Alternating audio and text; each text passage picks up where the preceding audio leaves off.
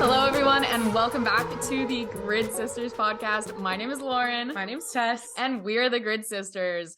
As you can see, we are in a little bit of a different setting today. Together at last. I know. I am back home in Arizona, so Tess and I are together. We're together. We're going to film a couple episodes together before you leave. Woohoo. It'll be actually quite exciting. We get to watch Brazil together, don't we? Oh, yeah, we do. We've now seen 2, and we will see 3 races together. This is actually quite exciting. This is some of the first time this has happened since we've gotten you into F1. Yeah. Now, to preface this, we know we are late with this episode on the Austin GP. Yeah. To give a little bit of backstory, we were both completely we were pretty sick after we got home from the Austin GP. You had no voice she still is rough on the voice on the voice recovery. And I didn't have a voice for about 3 days. We also are both full-time students, and so we did have a lot of school to catch up on over the weekend. So thank you for being patient with us as we recorded and uploaded this. You excited? Yeah. I'm so excited that we're here together. I don't know how to do it. That's what I said right before we hit record. I'm like, I don't know how to talk to you because you're next to me. Okay, so first things first, from the Austin GP, one of the big things that we need to point out is a congratulations to Red Bull Racing. Hey. We're going to have a quick little ASMR moment here. You go first. Nice. That was good. Cheers to Red Bull, who are constructors and world drivers champions for the first time in the hybrid era. Yes, the hybrid turbo era. Yes, correct. So this is their first championship since I think 2014. There were tears in Christian Horner's eyes. It was a beautiful moment for the team, especially with the passing of Dietrich Mateschitz, and it was beautifully symbolic. It was a beautiful celebration of everything. I think the timing was great for them. Yes. They needed something uplifting that weekend, and I think everyone knew it was going to happen anyways, but I think it was a great weekend for it to happen. Just big congratulations. I'm really happy for them. Yes, very, very happy. They've had a year worthy of it. Absolutely. I think there are years in the past where we've seen teams where it's really like, oh, did they really deserve the Drivers' Championship? Or there was the controversy with last year's World Drivers' Championship. I think undisputedly Red Bull and Max are the Constructors' Champion and the World Drivers' Champion of this year. I think people would like to dispute it because of the cost gap breach, but I think that that's an entirely separate issue. I do think it's a separate issue. I mean, it's a gray area. We're going to give it a gray area stamp because it's fascinating. But you don't know what they went over on. They claim they went over in catering. Right, but this is where the argument gets interesting, is people are saying, oh, they went over in catering and they went over in, what was the other one? It was like one employee's salary, because they took that extra money and devoted it to their development, essentially, research and development. So, I mean, in theory, maybe, but it's very hard. So here's my thing about it. Like, obviously, Red Bull, they did something right this year. Yeah. Ferrari did something right. Their strategy is what didn't work. That and Ferrari had didn't significant exceed the engine cost. issues. Yes. But also, yes, reliability.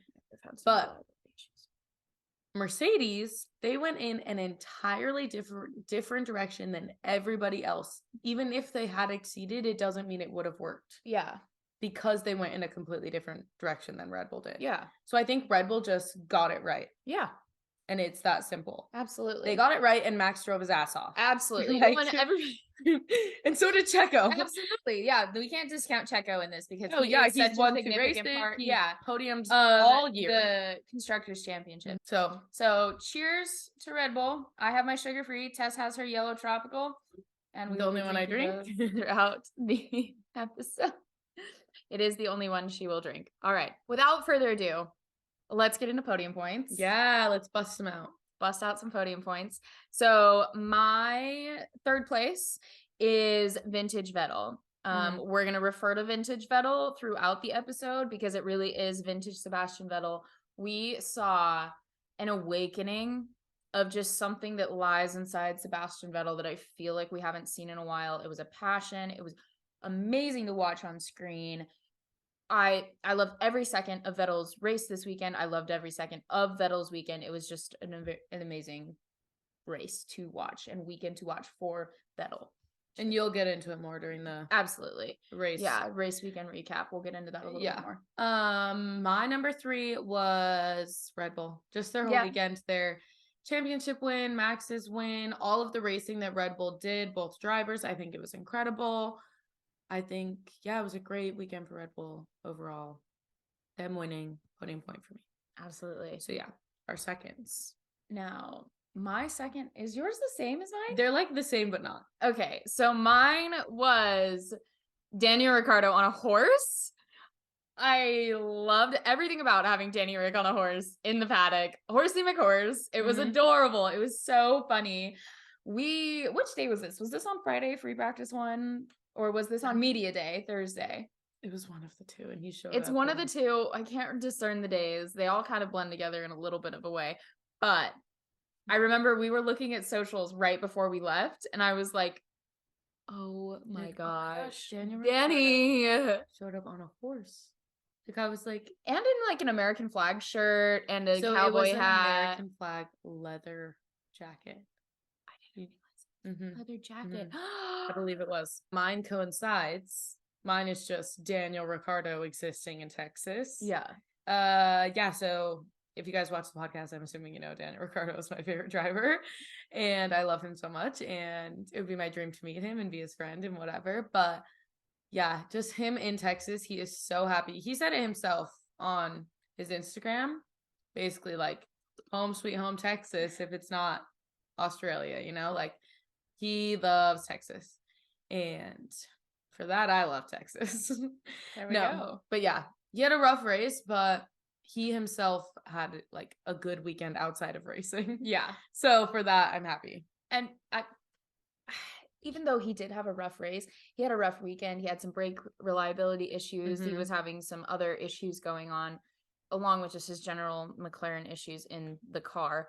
But he and everything about him is always the highlight of the Austin weekend. Oh yeah, he just pulls out the best. He of everything. Loves it so much that it's infectious. Like you can't help but want to like be a part of it. You can't help but be a Daniel Ricciardo fan in Austin. Watching him in the driver parade, it was so fun to like see him and Lando drive by. So happy, biggest smiles. He's wearing a Texas shirt. They give us a hookup. Like they're like. We'll talk more about the driver's parade too, but it was so good. Loved it. Okay, now our number one, which is our combined number one, but he does get 2 points individually.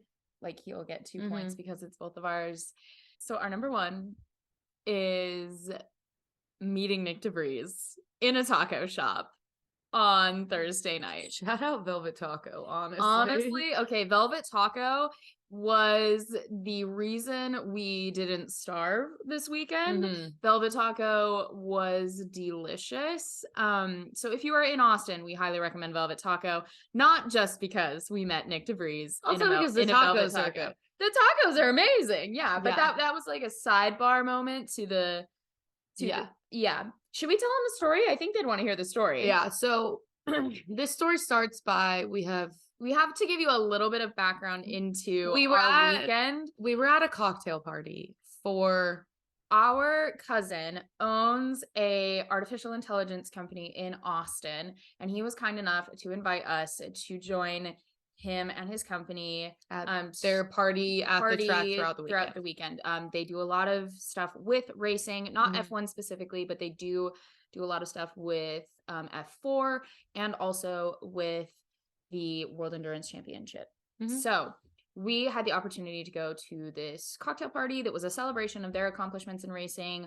Also, it's a little bit of a networking event for a lot of people who are there for the F1 weekend that are also involved in racing. So we had the opportunity to go to this party. We're very dressed up. We are in cocktail attire. Silky dress, heels, the whole thing. We went to this cocktail party. It was beautiful, lovely. But we did Ran miss really the late. food. Mhm. And Went really late. We missed the food, and our cousin's wife said, "Hey, if you guys are hungry, I think you should go to this place. It's really great and it's open late." We're like, "Awesome, Velvet Taco." she sold me at the chicken tikka masala taco. I was like, I love Indian food. I love tacos. Like, this is a beautiful mixture of two. We must try this. So we walk with our dad to Velvet Taco. We get in line, and there are other people from this cocktail party already in Velvet Taco. And Our so, dad, if we've ever told any stories about him, I don't know if we have. He'll make best friends with literally anybody. yes, Scott can make a new best friend in 10 minutes. We love him to death for it. It's one of his best qualities. Yeah. He just loves meeting new people. So and in this particular moment, it actually turned out to be quite hilarious. So we are standing in line, and we're in line behind someone else who was at the party. He starts talking to this person, and I notice, you know, I'm like looking around. I'm like, oh, is there anyone else from the party here? Is there anyone we met? And I notice that there is a group of people walking back from, like, they had just ordered to a table. And one of them looks like somewhat familiar for some reason. And so I do like a small double take, not like a huge double take, Okay. but I do a small, like, oh, like that's, oh. Oh. And I turn to Tess and I go, oh my gosh, that's Nyck Vries. And she like is in shock. I was like, It like didn't compute in her brain. But I am actually proud of us because I feel like we played it pretty cool. Like, if it had been other people, like if it had been Dan or Ricardo, I feel oh my like gosh, she would have died on the spot. I feel like I would have tried so hard, but I don't think I could have done anything but gone up and been like, dude, like, you're my favorite person that ever existed. Like, but I feel like I would say it like that. Like, I would just be like, dude, like, you're my favorite person ever. Please take a picture with me. Yes. We're standing in this line, and I'm noticing, I'm like, okay, I don't want to be an absolute weirdo and just go up to him and be like, oh my gosh, you're Nyck Vries. Like, can I, whatever. So we're trying to keep our chill. Yeah, I'm trying to keep, I'm like, I'm going to play this cool. Okay. Mhm. We're going to play this cool, and we're just going to see how this plays out. So we're standing in this line. My dad's making best friends with the people in front of us. My dad is oblivious to the situation occurring, but her and I were freaking out. Also, people start going up to him. Yes. Keep in mind that like they're eating tacos. So people start going up to him, and, you know, they take a couple photos, not like everyone in the restaurant. He's not being swarmed. Just like 2 or 3 people have gone up. He's been very gracious every time, very kind. Yeah, of course, I'll take a photo with you. So we get up, we order our food. They were unfortunately out of the chicken tikka masala taco the first time I went. However, the spicy Korean fried rice taco, fantastic, absolutely delicious. Highly recommend that as well. We order our tacos and we stand off to the side, wait for them to be made so we can pick them up and take them back to our table. Our dad is still talking to this woman that we've met, and she starts gushing about, oh my gosh, you guys are so great. Like, what intelligent young women. She's very like, exuberantly. Just loves us And from like the 5 minutes her and our dad talked the about only us. reason that this is relevant is because we're standing there, and we're probably standing 3 feet from Nyck Vries' table where he is sitting with, at the time I didn't know this, but now I do, the half the Mercedes engineers and garage. So he's sitting at the table, his back is to us. So like, here's the counter where we are. This is his back. There's someone sitting across the table from him, and they point at us. We're like laughing with this girl, and I like glance at them a couple of times or whatever. And this guy literally points and is like, whatever. And I like look at Lauren, I'm like, he just pointed at us. So he either thinks, what the heck are these people wearing? Or in a taco shop at 11 o'clock in a at taco night. shop at 11 p.m. in Texas. Or they know who you are, and like they're gonna come over here. They're the next ones. They're gonna come over here in a second. We just So I made up in my head, I'm like, okay, I am going to say something, but I am going to wait for the right moment. I'm going to be respectful because they are eating, and nobody wants to be interrupted in the middle of eating a taco to be like, hey, can you take a photo with me? Because a couple people had done that at this point, and it was kind of like a, yeah, like, sure, let me finish swallowing my food really fast type of situation. And so we do get our tacos, and we go sit down. The only table available in the entire restaurant happens to be the one directly across from theirs. We're so right Nyck next to Vries them. is sitting here, I'm sitting here, and Tess is right here, and our dad is across the table from us. And keep in mind, again, our dad still oblivious, no idea what's going on. No idea who we're sitting next to, or that we care, or that we are gonna say hi. Yeah. No idea. So we get our tacos, we sit down, we're chatting, we're eating our tacos, and my dad starts talking about F1. He's like, "Oh, who do you think's what's going to happen this weekend? Do you think this person's going to be strong? Do you think this Lauren's person's going to be strong?" I start being like, Mercedes is bringing upgrades. I'm like, well, Charles is going to have a grid penalty because he's taking a new power unit. And also Mercedes is bringing upgrades this weekend. So I think it's going to be really interesting. Like, I think it's going to be an interesting weekend to see how they perform with these upgrades. I'm fascinated to see like what's going to happen. At the time, I didn't realize that these were the Mercedes engineers sitting across from Nyck sitting next to us. But I'm sitting here and I'm saying this and I'm recognizing in happenstance that in hindsight, they can probably hear and understand like this every word we're saying in this conversation. So Tess and I are talking about F1 because what else I say something could we about possibly do? I said something like, "Oh yeah, Charles, like yeah, the grid penalty. Yeah. It's because they're trying something for 2023 on Charles' car, not Carlos's, and whatever." Like, we're just talking about it. My dad says something about George getting pole, and we're like, he already had one. We're like, George already got pole this year. So we're like throwing out stats. We know the updates for the weekend, like whatever. We are like obviously at this point extremely well versed, and so I'm like, they know we're gonna come up and say something. There's no way we don't know who's sitting next to us. You know all this stuff, and we're like, who's Nyck de Vries? We're like, who's Nyck de Vries? Like, that makes no sense. So we finished our tacos, and they had finished their tacos. They were sitting there. They were still chatting a little bit. I think one person was still eating, so just the general like just chilling out. And we get up and to like throw taco stuff away and whatnot. So I don't realize. And she didn't realize that I had turned to her and said, "Okay, I'm going to say something." So I go up and I still do not know what possessed my body in this moment because I approached it with every confidence that I don't own as a human being. Like, this confidence, it doesn't inhabit my body on a daily basis, but for some reason I was like, yeah, no, I'm just gonna talk to him like we're besties. So I go up to Nyck de Vries, and if you're watching the video format of this, it will probably land better because you can see all of my body movements. I go up to Nyck de Vries. I touch his shoulder very lightly, just very lightly. I go, "Excuse me, sorry to interrupt." I can't even do this without laughing because I just can't believe this happened. I said, "Congratulations on your contract with AlphaTauri for next year. Very much deserved. Like, just congrats. I said, "My sister and I are really big fans of yours. Would you mind if we took a selfie with you?"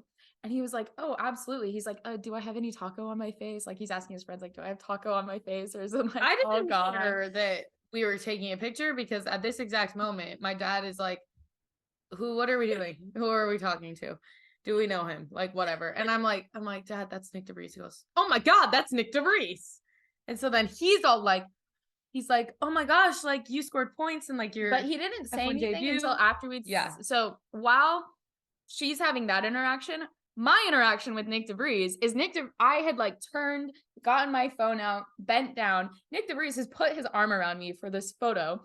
And I'm trying to be like, "Tess, come here." Like, "Tess, get in the photo. We'll insert it." We're going to insert this photo. Tess hates it. I love it. But I hate the picture. We did get a photo with Nyck de Vries. I thought that was going to be it. I thought that was going to be a just very chill, very like, "Okay, yeah, we got whatever." Like, I thought it was going to be like, "Okay, thanks. Like, nice to meet you. Bye." That's what I thought we were going to have. And he was so nice. After we took the photo, then my dad starts going off. He's like, "Oh my gosh, you scored points in your very first race. Like, that's so awesome." And Nyck, ever being so humble, goes, "Oh yeah, I got really lucky." Like, and her dad's like, "No, that's hard work." Like, I can't even believe I don't even know. And he like says something like that, whatever. And Nyck is like, "Yeah, like, so you guys from Austin?" We're like, "No, we're actually from," or we said like, "No, but we're here for the race or something." And he's like, so He asked, "Where are you from?" I Specifically, think I he know asked that. that first. I think he said, "Oh, where are you guys from?" And we said And they Arizona. said Phoenix. I was like, I live in St. Martin. And he was like, oh, that's cool. He's like, are you guys in town for the race? We're like, yeah. He's like, what are your names? I was like, Nyck DeVries just asked for my name. I was like, I'm Lauren. This is my sister Tess. I'm like, hi. That's our dad. Yeah. In hindsight, I wish that we would have had the confidence to ask the other people at the table, like, sorry, like, what's your name? Whatever. I know. I But feel that way in hindsight too, because I'm like, it was I a think very, I just it got was a very tense situation. Yeah, I think I just got so excited that everything else like ceased to exist It was in that like moment. our first, oh my God, like F1 drivers are real people that like go to taco shops and like they would just be there and they are nice and we could say hi. Yeah. It was like our first moment like that. And now it's like, oh, okay, like cool. But like you needed that like icebreaker moment to be like, oh my gosh, like this is a real person. like he sits in front of you, not just on TV. Yeah. Yeah. It's like a concert. So the couple other takeaways I have that are just fun little inserts. First of all, Nyck DeVries has the cutest smile I've ever seen. It's so big. It takes up his whole face. It's the best. Amazing smile. His sweater was so soft. He had a very soft sweater. And what else? He was so nice. Just so nice. So nice. So humble. Down to earth. I was like, wow. Nyck DeVries is sitting in a taco shop at 11 o'clock at night and is very chill and asked about very random things. Can't wait to watch him drive an AlphaTauri next year. Yes. I gotta get some AlphaTauri merch. I know. I was telling Tess, I was like, we gotta get AlphaTauri merch. We gotta get Nyck DeVries merch next year. That's our podium point number one. That is podium point number one. So for that, we give a big point to Nyck DeVries, who, if you aren't aware, replaced Nicholas Latifi on our podium points because he was more likely to get podium points than Latifi. I do have to give a slight explanation, actually. If you haven't listened to, I believe it was Monza. I think it was Monza. Our Monza episode, I said, if I could give Nicholas Latifi negative 10 points, I would. So I will replace him with Nyck DeVries. Yes. He gets replaced, and I say, I have just about that much chance to meet Nicholas Latifi. And then I met Nyck DeVries in a taco shop, who is now on podium points and has a seat next year, and Nicholas Latifi does not. So I've spoken into the universe in reverse. Yes. I Uno reversed myself. The universe said Uno reverse, and I've never been happier.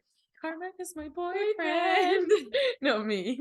Let's go through points really fast. That is 2 points from Nyck because he is both of our firsts. We have 2 points for Daniel. And a point for Aston Martin and Seb for me. And Red Bull and Max. All right. That's podium points. Now, let's get into race weekend recap really fast because a lot happened. A lot happened. So, first things first that we want to say is obviously we were there all 3 days of the weekend. If you are at the racetrack or you go to any of these races, it's very difficult to actually watch the race unless you're lucky enough to have a spot right in front of one of the screens that they will show the race from on the track, or you have like the live F1 updates that you get. Like you can subscribe to the live F1 tracking and everything on your phone along with like updates and commentary. So we have had to go back and like re-watch things to fill in like giant question marks. We're like, who spun out? Why am I smelling tires right now? I actually don't know what happened the entire weekend. I just saw a bunch of race cars and overtakes and I don't know what it meant. Exactly. I feel like I know nothing. No, I'm just kidding. But yeah, I felt like we had rewatch, or else it was like I just saw race cars and I don't know what any I don't know who got what place. Because you know what happens at the end, but you're like, what did I just watch? Yeah. That's very much how I would describe it. So it's a very odd thing as like an F1 fan who's so used to watching it on television where you're seeing everything. You get the whole view, all the info, like everything. You're hearing the commentary, like you're not getting that at all. And we didn't get that where we were the other times either because we didn't have the commentary. We just had like track, like the TV for practice. Sound wasn't on. Yeah. So we'll run through this weekend really fast. We are going to focus a little bit more on the experiences we had in Austin and less on the specific like play-by-play of different sessions and track and everything like that, just because that's more exciting. And it was a really awesome experience for us. It was both of our first Grand Prix in person. Yeah. Hopefully first of many. So exciting. It's the best weekend of my whole life. It was worth the sleep deprivation. It was worth the lost voice, getting sick. It was worse. I had the worst allergies all weekend. I'm allergic to just the air, essentially. And Austin had just horrible allergies. Grass. That is how we made a new best friend, though. So we'll get into that. All right. First, we'll start with Thursday. I got there Thursday, like at 2 a.m. They got in Thursday at noon. We checked into our Airbnb. We got ready for this cocktail party. We went to the cocktail party, and then we met Nyck Vries in a taco shop. We go home. We go to bed because we're exhausted. Because we met Nyck Vries and we don't know what to do anymore. Yeah. So we go to sleep. Did you actually sleep well on Thursday? I think it took me a minute. It took me a long time to fall asleep because I think I was just in this surreal, like, what is my reality? But also time zone wise, it would have been like midnight and it would have been 10 for me. Oh. So I wouldn't have been. It was like it was opposite. Yeah, it was like 1 or 2 a.m. for me. Yeah. So I wouldn't have been as tired. Yeah. Gotcha. Okay. Friday morning, we wake up, we get ready. We loved our outfits all weekend. I don't know if we have any like decent pictures of all of them, but if we do, we will put them on our Instagram. Like we executed really well. We did. Yeah, they can be on our Instagram. Our outfits were a little bit different than they probably would have been if we just had GA or just had grandstand tickets and we weren't going to this event alongside it. Yes, if we didn't have like a small party to attend each day they weren't our clients, but they had clients of our cousin there and stuff. And so respectfully, we wanted to dress like a little bit more like professionally and put together. Not like, oh my gosh, I'm in a suit at the track, but just more put together, a little bit nicer than you would if you were just sitting in the grandstand. Like I would have worn biker shirts and like a merch shirt. Yeah. That's what I probably would have worn as opposed to like a sundress, you know? Yeah, exactly. But we did get ready. We went to the track. When we got to the track, we took the shuttle from downtown out to Coda, which we do really recommend. It was very convenient. Spend up to get the one that drops you off right at the gate, because otherwise, I mean, that is a lot of far walk. Also, and Coda is huge. It's so big. And the shuttles, they stay there pretty late at night every night too. Yeah. If you are there late for either the concert or just some other reason, a party, whatever. Yeah. So we got on the shuttle. The first day, the line was really long. So if you are going to go to Coda next year, probably plan ahead for that and plan to be in line a little bit longer, because they're giving out wristbands, they're checking tickets, they're giving out whatever. Every other day we went was very seamless. We waited no longer than like 10 minutes to get on a bus. So that first day, it was probably about a 30-45 minute wait to get through that whole giant line. We were on a bus by like an hour. From there, we got dropped off right at the gate. They had the fun little driver T-Boss. We have some pictures of that too. We'll put that on our Instagram. So we just took some photos with our favorite driver. But as we were walking in the gates, FP1 had started just then. And if you've never been to a Formula One race, it was really cool because you can like smell the tires, you can smell the brakes, you can smell all that stuff. And I know some people don't like that, but I was like freaking out and geeking out inside. We walk up to this fence, like before we even like fully walk inside or find a spot or anything, we walk up to this fence on the outside and I was like, oh my gosh, that was a McLaren. Like that was them. They're right there. And then I smelled it and I was like, the running joke of the weekend was love the smell of Pirellis in the morning. Good old Pirellis, nice and fresh. Love the smell of Pirellis in the morning. Yeah. So that FP1 was actually really interesting. We spent most of FP1 kind of walking around the track and getting our bearings. We got a great view of a lot of things. Yeah, we didn't end up standing around and seeing the track from that view the rest of the weekend. There's a tunnel that goes underneath Coda. Coda is laid out like obviously whatever, but there's a whole middle section, which is where the paddock is because it goes counterclockwise. So the paddock is in the middle of Coda, and also just a bunch of other like there's like a turn 16 grandstand. They have a lot of food and like other shopping inside. And also that is where GA admission was, I think, for the concert was back in the middle. Yes. So you walk through that tunnel for the concerts. at Coda. Mm-hmm. So we walked through there one day and we managed to just be standing at the right spot at the right time. If you watch the race, we were standing directly where they pulled Lance Stroll's car in after his crash with Alonso. So there at that Marshall exit, we stood right there all the way up against the chain link fence. Yep. And we saw the most clear view of Ferraris driving past. It was like life-changing. We'll have to put a video in to like describe how beautifully clear this view was of an F1 car.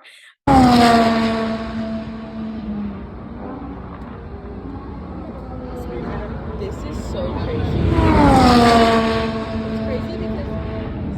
It's crazy because we have no idea what's going on because we're not watching it. We can't hear commentary.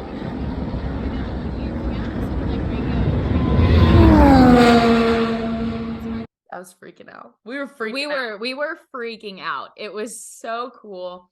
We walked around there. We walked around turn 11, I believe. We walked around turn 10 and 11. Mm-hmm. We did walk over one of the turn 9 bridge. Yes, we did walk over the turn 9 bridge, which was actually really cool. If you do go to Coda and you can go up into the turn 9 bridge, it is interesting because as the cars drive under the entire bridge, you can almost feel the vibrations of the car underneath. It's oh my gosh. So loud, but in the best way. I have video of it. It's not a great view from within the bridge because they don't want to give you the best view so that people won't stand in there the whole time. Mm-hmm. But there's like a mesh thing on the outside of it. But you get like kind of a decent view with your camera.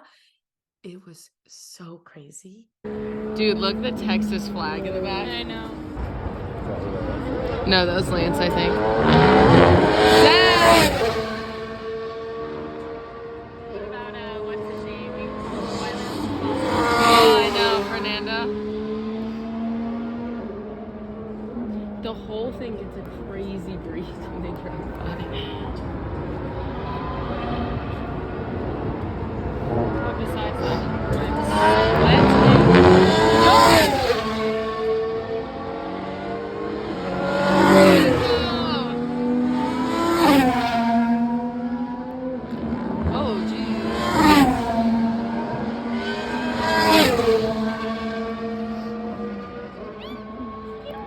Turn 9 bridge, very, very, very fun, very cool. The first car I think we saw up there was either Seb or Fernando Alonso. Yeah, I think it actually was Fernando Alonso. We saw like a little slide. Yes, we saw Alonso losing in the rear. That was actually. It was actually really sick. That was actually pretty sick. From there, we did go to the Valkyrie party. We had tacos all weekend. Really quick, if anyone watches any of our other clips, this is for the video watchers, sorry. In our summer break series, I talked a bunch about my emotional support lip gloss. I have a new one. I'm putting it on right now. Go ahead, Lauren, continue. We did watch FP2 from the party. They had coverage on 2 televisions on either side of the area that they were in. And we also were able to watch the track. We got really close to the track, but we did have to stand on a picnic table to get a good vantage point, which was a little bit unfortunate. We were watching the turn 12 straight. Yeah, so it was the straight right after turn 11 going into turn 12. So, which is, we stood on that basically exact same spot to watch the race and qualifying and everything, just further down a little. Closer to turn 12. Yes. We did watch FP2 from there. We did make some great new friends. We were surprised at how little actually a lot of the people at that party knew about Formula One, but it was such a fun icebreaker because they were really smart. They were like, oh my gosh, how do you guys know this much about F1? And we're like, oh, we did not plug the podcast the entire weekend. We only told 2 people, and they were probably our most trusted confidants of the weekend. Yeah. But we'll get to that. Now, after FP2 came to a close, we were just chatting, mingling with some people. I think we ate some more tacos, and our cousin comes over. He goes, hey, would anybody be interested in going to the Green Day concert? I have some VIP passes. And I was like we're both sitting there. We're like, please, nobody like Green Day. Please, nobody like Green Day. Please let nobody want to go. Because we didn't want to take them from anyone else. We'd very much, if somebody else wants to go, absolutely. It has every right to. But We got to go. We did get to go because nobody else wanted to go for some reason. I can't imagine. They were probably all exhausted. They're working. Yeah, So, like, a lot of them were like working at the party. It was a mixture of work and play, but we did go with two of our new friends, and we had an absolute blast. You broke a nail because I broke a nail we had to hopping climb a a fence to get back into the line. We made some new friends. One of our friends caught a drumstick from Trey Cool. He did. That was epic. It was a I crazy almost night. died in that experience though, because everybody else behind me was also trying to catch a drumstick, and everybody in front of me wanted to back up to catch a drumstick. So I kind of turned into a sandwich in that experience. But I did scream my lungs out. There's a pop punk princess living inside of a very non-pop punk exterior.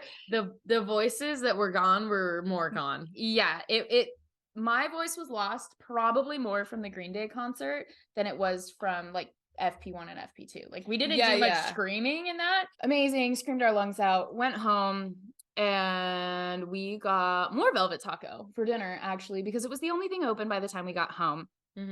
Derek was really nice, and one of our friends that we met at the party, it was very nice, and walked us home because it was dark. From there, Velvet Taco.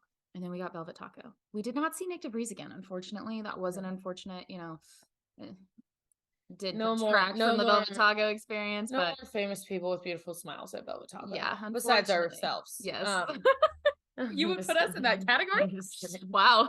We then wake up the next day, get all ready. We tried to go to the track earlier. Yes, we did go to the track earlier, and I am glad that we did, because I did hear that the shuttle line was much longer that day, later on in the afternoon, because everyone's trying to go for qualifying. So if you are, Saturday afternoon was really busy. Everyone wanted to be there for qualifying. It is very fun to go for qualifying. I thought Saturday was a good day. Yeah, we had time in the morning to merch shop. Yeah, we did. Walked we around, went merch checked shopping. the track out. We got as close as we could to the pit. Yes, we did. Who did we see? Was it K-Mags? Yeah. Yep, we saw K-Mag walking around, not nearly close enough for us. We also saw Romain Grosjean taking photos and signing autographs. If you're a new fan of Formula One, Romain Grosjean used to be a Haas driver. Romain Grosjean also had a very, very unfortunate incident a couple years ago, very fiery crash, and was very lucky to have survived. He had a lot of burning to his hand, but he now races in IndyCar. So we love Romain Grosjean. He is, yes. He was there at a DHL booth, signing stuff, taking pictures with people, chatting. Yeah, it was really cool. Yeah, we walked by, we saw him. We're like, oh my gosh. I was like, oh my gosh. And that was another incident of my dad being like, who's that? We're like, Dad, you know who it is. Just this is too many questions. I promise you know who it is.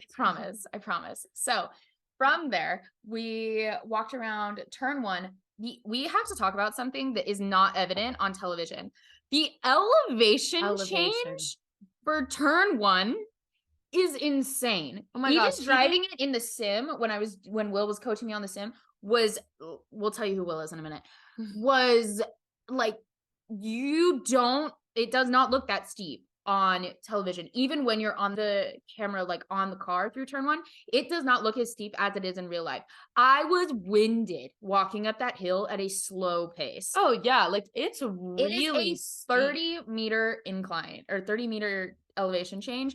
So from that, and it kind of applies to a lot of the track. The track is kind of like rolling hills. It is a little bit. I also think it does kind of apply going up to the incident we had into turn one this weekend, which we will get into much later. From there, we did walk around a little bit. We walked back through. We saw the paddock entrance, but did not enter the paddock. There is, however, a paddock entrance on this tunnel. I would call it like a little road that goes through the track. And that's how the paddock enters and exits. When we were on the other side of that, walking towards our party that we were going to go back into, we saw the McLaren Formula One team SUV exiting the track. You can't see who's in it. The windows are all super tinted. Yeah. But I did take a picture of it because I was like, I wonder who's in there. Is it Lando? Is it Daniel? Is it Zach? I don't know. Who is it?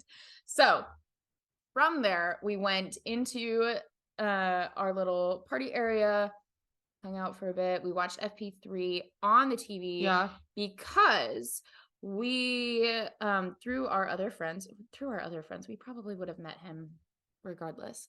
We met a fantastic person, human being named Will Owen, who will be on next week's podcast when we talk about Mexico.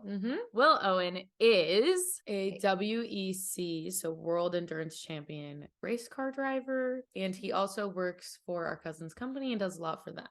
So yes, he drives for United Autosports for their WEC series, and he is probably one of the smartest people. Oh my gosh, yeah, ever. I bet probably. I can't wait to hear how he's going to intro himself. I know, but yes. So we made a great friend in Will.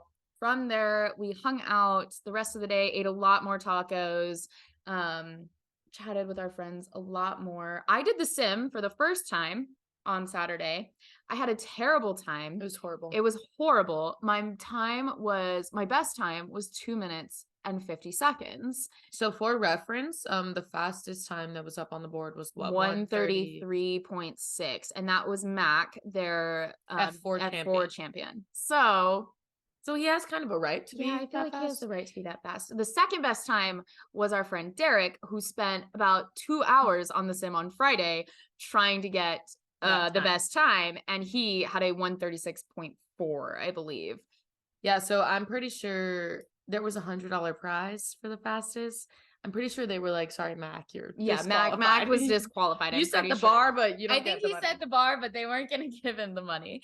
So from there, I did do the simulator, and then we went to the observation area for qualifying. So the reason I say observation area is because the party was happening in the premium RV lot outside of the track where you have to have the general admission to get into. So you can view the race from the RV park very well. You have like a good seat, but they do have designated area right next to the turn 12 grandstand, almost connected, but not quite, for people who have tickets for that area. Yes. So they're considered VIP.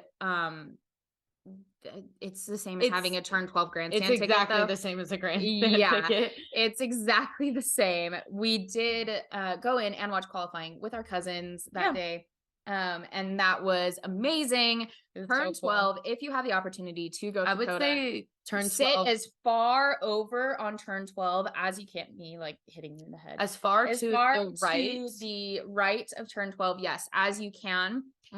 Because you can see turn 12, 13, 14, and I believe 15 from there. And 11.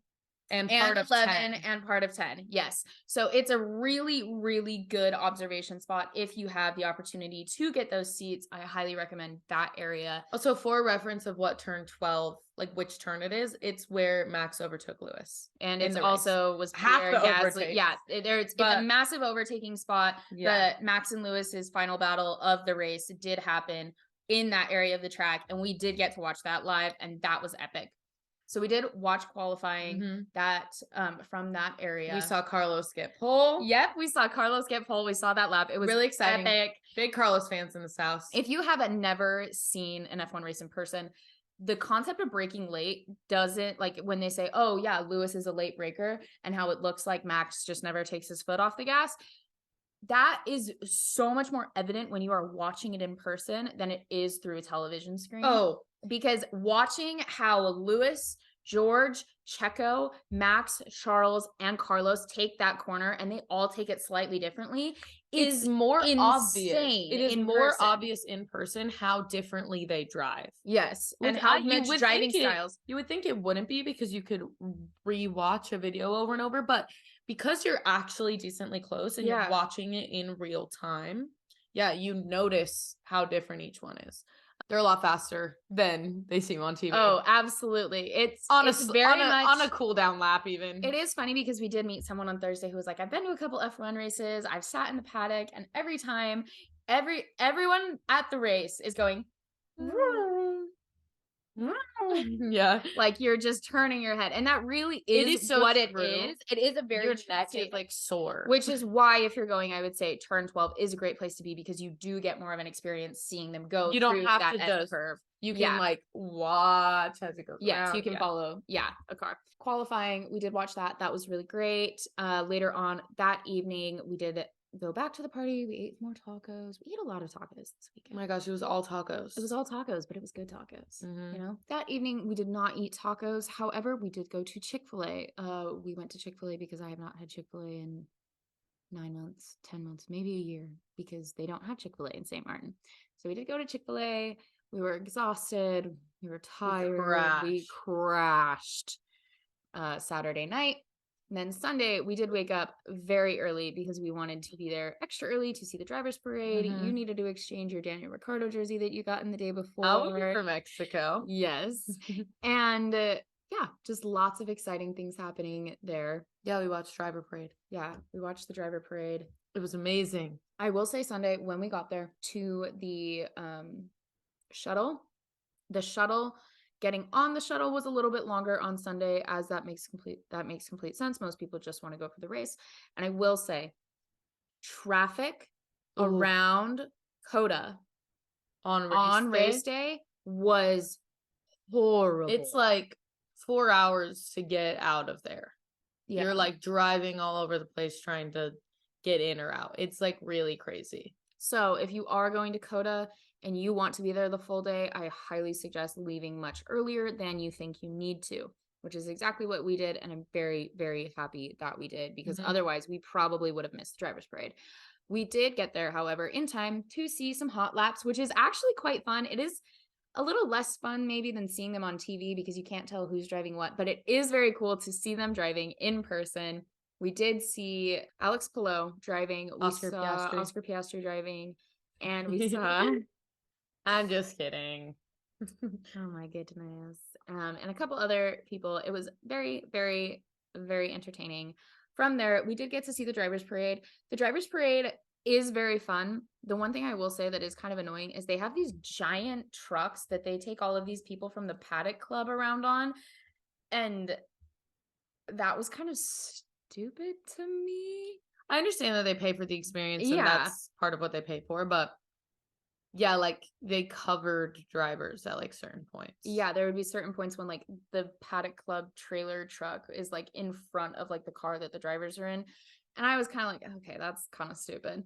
But I did get to wave at Lando and Daniel. So how we will preface this is where we were sitting, we were actually like pretty visible. There weren't a lot of people around us. There weren't a lot of people in our area that were watching the driver's parade. So the grandstand probably with 10 people on that observation it's platform. Next to basically like a baby grandstand. Imagine for like a children's football game, kind of like that size. Yes. And it wasn't full, and we were standing there screaming. We were so excited. So we were visible and we were also the first grandstand they encountered on their way down the main straight before turn 12. So we were sitting there screaming our heads off, and we did get like actual eye contact from Daniel and Lando. We got waves, we got hook 'em, like that big was smiles. That was great. We got Lewis and George. I did scream pretty loud, so I'm not surprised. Yeah. But I will say there were some tears, like some subtle tears that we tried to pass off as allergies. And no, we were definitely crying because we were super excited. I could not believe that I had seen them. Like, I can't believe it still. Like, it doesn't feel real. Like, you're sitting there and you're like, how does this feel like I'm... Like, because you watch the driver's parade on TV and you're like, woohoo, like whatever. You're like, okay, cool. It's like, something that I genuinely think is worth it to go watch in person if you're at the race. Yes, I would agree. It is worth it to go see the driver's parade. I've always thought it was a little bit stupid. It is the only time that you are going to see the driver outside of their car actually in front of you on the weekend. And it's great. Like, I really enjoyed it. Yeah, we saw Max and Checo. Yes, we saw Max and Checo. Lance and Seb looked like they were in a very intense conversation. They were like sitting. They didn't even stand up. They were sitting and they were just like, oh, but Valtteri and Joe were so cute. I know. Valtteri was giving big waves. Joe was like waving. He was just a cutie. Pierre and Yuki were stuck behind a thing. We didn't get to say hi. Yes, and that was very unfortunate and sad to me. Also, the Ferrari boys. Yeah. Yeah. So it was really fun. It was a very worth it. Very fun. experience. We then went back to our little area. We did a little Ate bit more some networking. tacos. Ate some more tacos. And then it was race time. Yeah. And we definitely lost our voices during this race. I don't cheer at my television like when I watch at home. Like I'm not vocal in front of my television unless it's like something big that's happening. But I yelled so much at this race. I was like, this is so exciting. I was screaming my head off. We saw some phenomenal overtakes. Turn 12. Gasly loved turn 12. Yeah. I think Danny did not get an overtake. Lando had an epic overtake into turn 12. And then we saw that one with Max on Lewis, which I did want Lewis to win just for like, I wanted Lewis to win his first race of the season, but it was such an epic overtake to watch in person that I was like, okay, this is fine. Like, also, like, that was a battle. We also got to see Seb and K-Mag. Yes. We also got to see their battle, and that was epic. And the other thing that's important to point out is we did see the Lance Stroll and Fernando Alonso. It was right. It was right to our left. Literally right to our left. Yeah, Fernando Alonso's car looked busted with a capital B. We were so surprised when he the whole time I was like, oh, he DNF'd. Yeah, I was like, there's no way. There are 2 Alpines on the track. Somebody explain it to me. We were literally arguing with our dad. He's like, no, there's not 2 Alpines on the track. I'm like, I see little blue and pink cars driving around everywhere. What do you mean? So from the race, we will recap just slightly. The grid was messy. Like there were so many grid penalties. It was so confusing. Even Danica Patrick, one of the woman interviewing after quali, she barely knew what was going on. I think partially because she just wasn't, whoever versed her beforehand didn't do the best job. I'm very sorry. We had a lot of people on the medium tire. There were 440,000 people at Austin. And let me tell you, it felt like it. Oh, yeah. Also, the internet felt like it too. Yeah. Also, Esteban Ocon did start from the pit lane with a new power unit, which further mixed up the grid and made things even more confusing. The first lap of that race was absolutely insane. From a spectator standpoint, it was insane to watch the first lap because they're all so close. In person, you're like, oh my gosh. Yeah. Of everything that's happening. We did not get the best view of the incident at turn 1 with Carlos and George. And so I did have to go back and rewatch it after the race. We just found out when Carlos just suddenly wasn't at the front. Yeah, we were a little bit confused. I'm like, he's not there. That was Max. What happened? And then we did, however, get to see him going into the pit and being retired, which is very unfortunate. From watching this back and from watching the incident back, it most definitely was George's fault.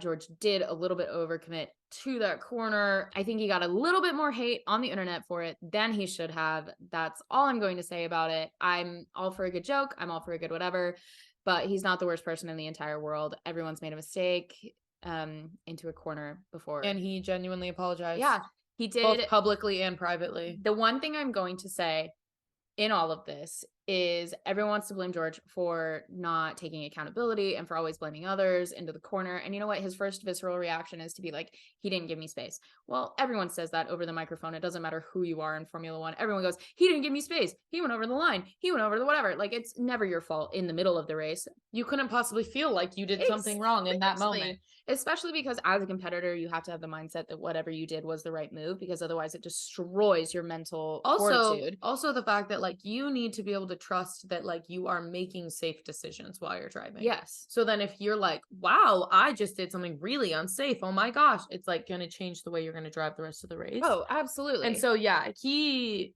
is going to say, oh, that wasn't my fault. Yes. In hindsight, or with his hindsight after the race, George did apologize publicly over social media. And then also apologized privately to Ferrari by going to their motorhome, going to their paddock area and apologizing to Carlos and the Ferrari team in person. I've said it once, I'll say it a million times. George is not a bad competitor. He is a great competitor, and he does have a lot of sportsmanship to go and do that and be apologetic. Also, I'm gonna say Ferrari is friends with everybody. They're not like Mercedes and Red Bull where there is this intense tension. Yeah, there's this weird animosity that happens. Like there's so much tension there where like Ferrari is friends with Red Bull, even though they were fighting for the championship. Yeah. They are friends with Mercedes, even though they basically replaced them this year in fighting. Yeah. There's not animosity in that. And I think that that's where people want there to be a new problem. And George can just go apologize. Carlos will take it. Ferrari will take it. And it's fine. Absolutely. Charles gets a podium. And it's all good. Everybody relax, okay? Yes, the internet is sometimes just such a negative and disgusting place when it comes to sports and everything. And I just think it really takes away from just the beauty of the sport, which is racecraft and all of these things that happen. And like, was that a great move from George? No, he'll be the first to tell you that, though. He's apologized for it. Let's all move on. Let's all just be better people. Smell some grass. All right. All right, people. Half of our memes today are about George Russell, but we still love him, okay? There's no need for the hate. They're so funny, though. They are hilarious. We were, however, heartbroken for Carlos because we were both quite rooting for Carlos to win this race.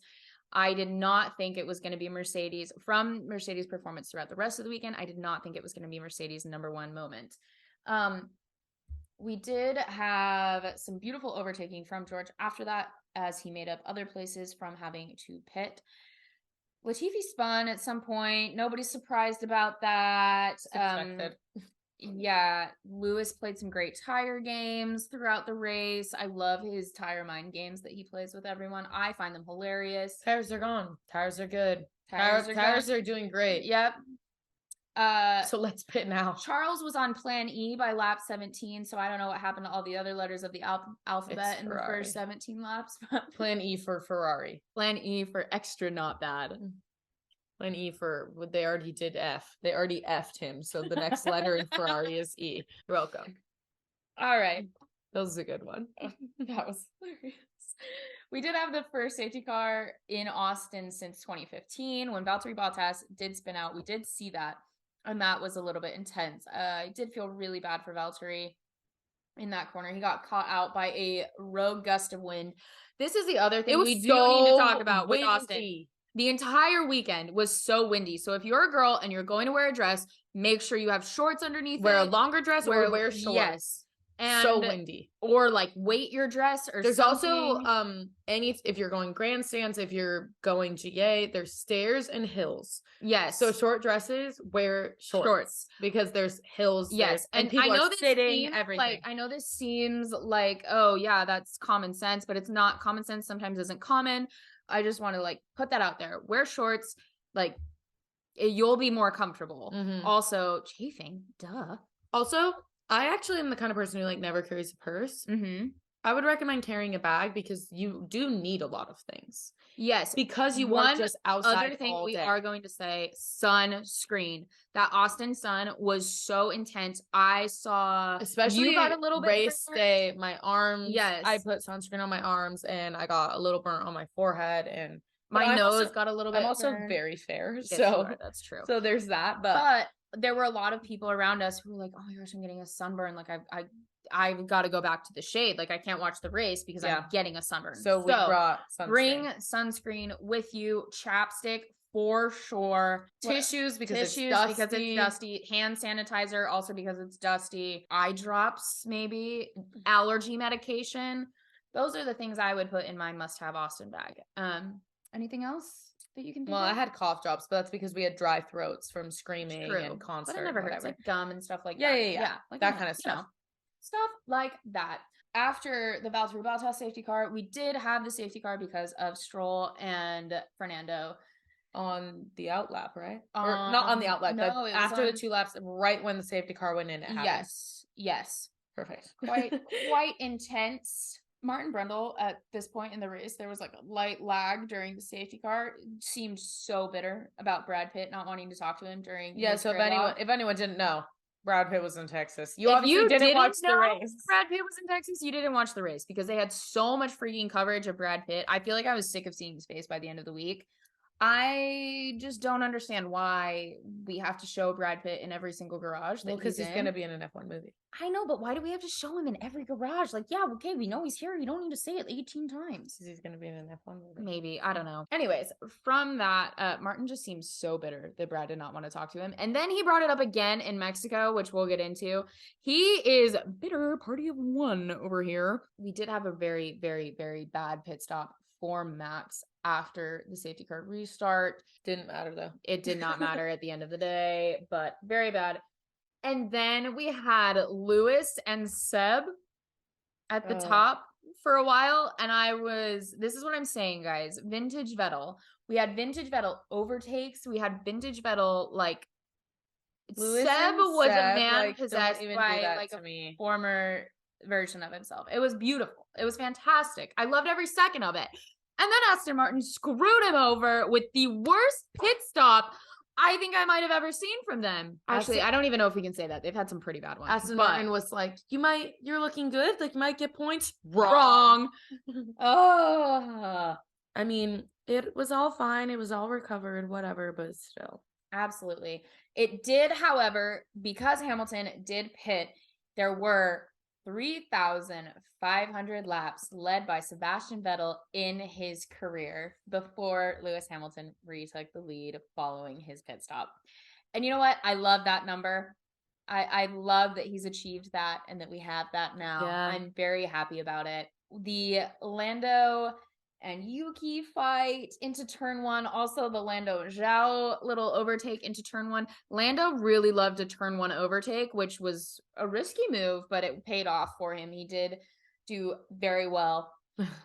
Then we had the fight between Lewis and Max that we saw, which was epic. If you haven't seen it, I recommend going back to watch it. It was some of the best racing I've seen all season, especially between the two of them. And it was that fight for Max's 13th win.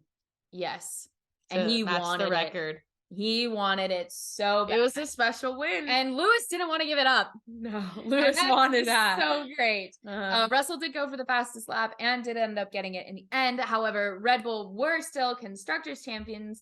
We did see after they had all crossed the line and were constructors champions, Vettel and Magnussen having an epic battle. Fighting till the very end. Another fight I recommend going back to watch. It was the best drive from Sebastian Vettel I have seen in a very long time. And it was a beautiful ending to the Austin GP.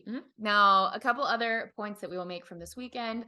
I did sit back down at the simulator after the race and try it again with our lovely friend Will, the race car driver, coaching me on the sim. And I was able to cut my time from, remember, 2 minutes and 50 seconds around COTA to 1 minute and 40 seconds at 0.67. 1 minute 40, 0.67. Nice. And I was quite happy about it. We did run out of time to do it for Tess, however, because we did go on a joyride on a golf cart and we happened to see Yuki Tsunoda leaving the track. Yeah. I freaked out. I screamed. I went like an absolute psychopath. Yeah, it was really fun. You really see exactly how large the track is when you go on a joyride around it, even though we cut through the middle. Yes. It was because we cut through the middle and it was so long still. From there, we did also meet Bruce Knox, who, if you are not familiar with the Circuit of the Americas or the people responsible for bringing Formula One to America, Bruce Knox was pivotal in bringing Formula One to America. He was one of the executive directors of Circuit of the Americas for a very long time. I believe he left in 2019. Could be incorrect about that particular year, but very, very nice man. Tess wowed him with her Formula One knowledge. She did actually out stat him at one point. It was on accident. It was quite funny while I was on the simulator. And we did meet him later. He's very kind, very nice. And we talked to him a little bit about F1. And yeah. So overall, you met some great people. It was really fun. I really do love COTA. I would go every year. Yeah. I love the track. It makes for an entertaining race. It has a beautiful energy to it. I think. Listen, people in America, they love sports. Okay. We do. We do love sports. And this is one really quick thing that I do want to blip before we get into Pop Culture Princess. People have hated a lot on the fact that United States is getting 3 different Grand Prix next year. We are going to have Miami, we're going to have Austin, and we're going to have Las Vegas. I have things to say. 2 things I want to point out is number 1, Las Vegas is one of the entertainment capitals of the entire world. Yeah. So it only makes sense. And there have been races in Las Vegas before that have performed extremely well. Miami had a very successful turnout. Miami also it's such a multicultural place. It is an extremely multicultural place.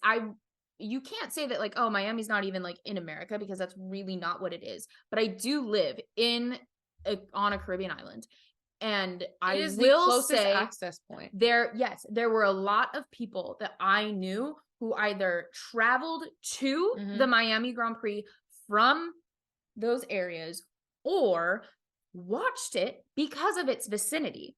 So I think the other thing that people do not grasp is just how large America is comparatively to other countries. This is the conversation that we were having in Texas, because all people of Europe could fit inside of the United States. Where like people say, oh, well, the US, they get so many races, they whatever, blah, blah, blah. I'm like, okay, but a race in Texas is like bigger than France. Yes. Like, so it's just like having a race in France and a race in Monaco. Like, it's like unfair, I guess. We have 2 races in Italy. Yes, Italy is a heritage place. It's whatever, Home of Ferrari, all these things. But America is ginormous.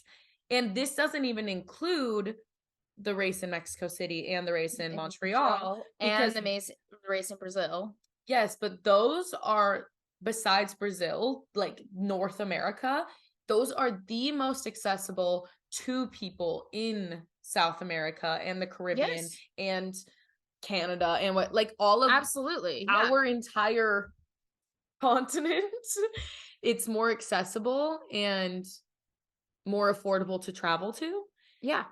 And easier to watch time-wise and all of these things. So I just think that, people like to say you guys get a lot of races. I'm like, okay, but think about size. The other thing too that we need to address from a business standpoint is America is currently a very growing market for Formula One. It's a newer market. They have new fans. They have new young growing fan base.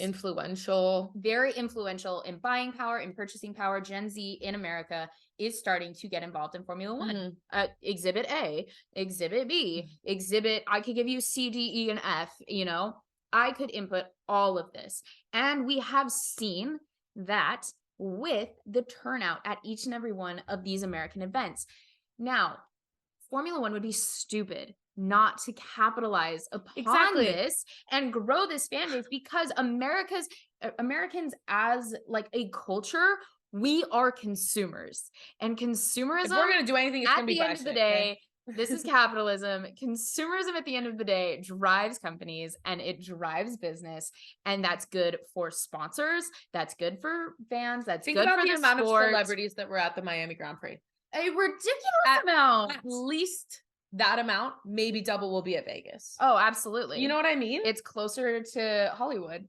Even money wise, like it is the smartest thing Formula One can do. So Absolutely. I understand why they're doing it. Absolutely. And they can make a ton of money doing it as well, because what people also don't understand is that Vegas actually has a decently large tech scene and there are a lot of very wealthy people that live in and around Vegas and choose to use Vegas as a hub. And that's all I'm going to say on it. Okay. You can be bitter and angry all you want, but our country's bigger than yours. And I'm not even the most patriotic American in the world, but our country's bigger than yours. Okay. So we need more races. Sorry. We're serving a bigger amount of people in space. Think about it this way. It's not a race in the US. It's a race in Texas. Yes. It's not a race in the US. It's a race in Florida. Literally, almost though, each and every individual state in America is like the size of a European country. With maybe the except no, because I would say that Maine or Rhode Island is probably about the same size as Monaco. Probably bigger. Probably. See, Monaco's really small. Monaco is very tiny, but so is Rhode Island. You can drive through it really fast. But that's the point. That's the point. All right, pop culture princess, ready?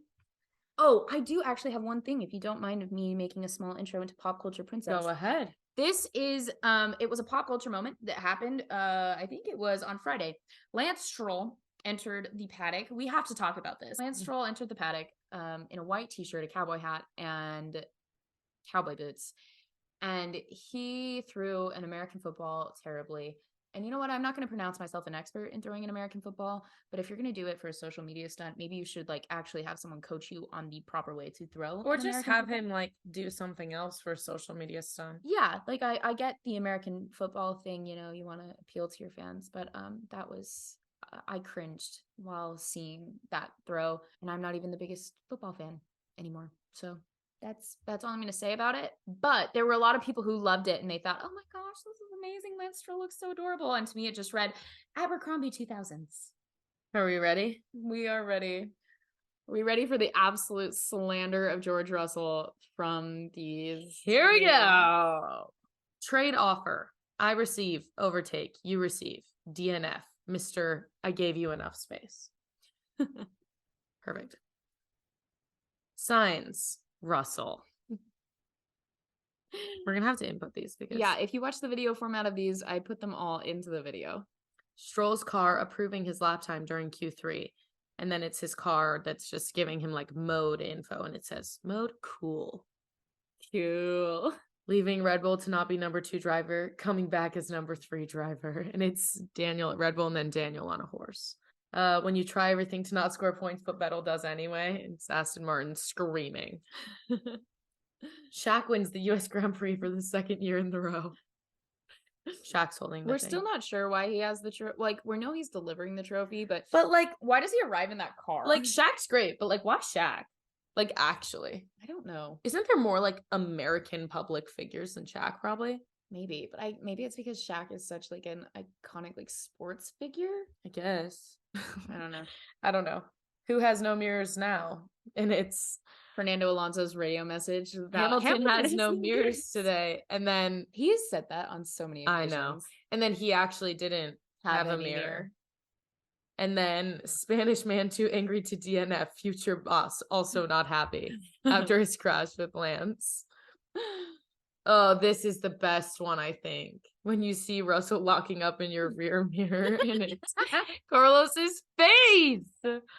Those are the pop culture moments. I liked also Mercedes tweeting, yeah, like clean start for both of our boys. No, it wasn't. It didn't last. Sorry. Yeah. I think somebody hit send before the incident occurred. And then they were like, undo. For sure. Undo. For sure. You're like, where's the undo button? You ever sent an email and you're like, oh my gosh, that is the worst typo I've ever made in my life? I don't send emails. Okay, it's text. Yeah. I'm like, emails.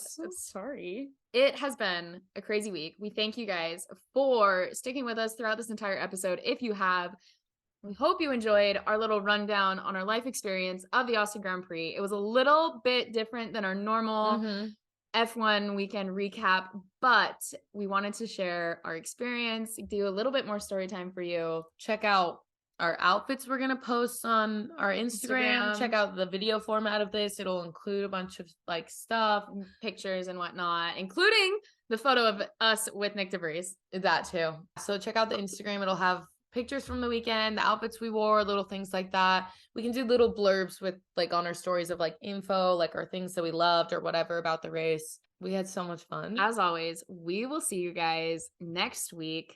We're going to try and space these so that we can plot them in between Mexico and the Brazil Grand Prix. We are so happy to be back with you guys now that we're feeling a little bit better. We're back on top of our lives. In the meantime, drink some water, eat your vegetables, take a nap, drink a Red Bull, go for a walk. And you have a very great week. Bye.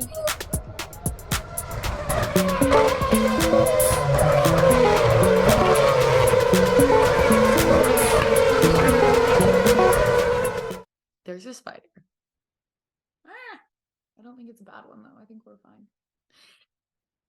Are you afraid of spiders? Yeah. Do you want me to get it? It's Do you want fine. me to go It's get Dad fine. to Just get as it? long as it doesn't go away, it stays right there and Do you it want me doesn't to kill it? I'll disappear. kill it. Okay.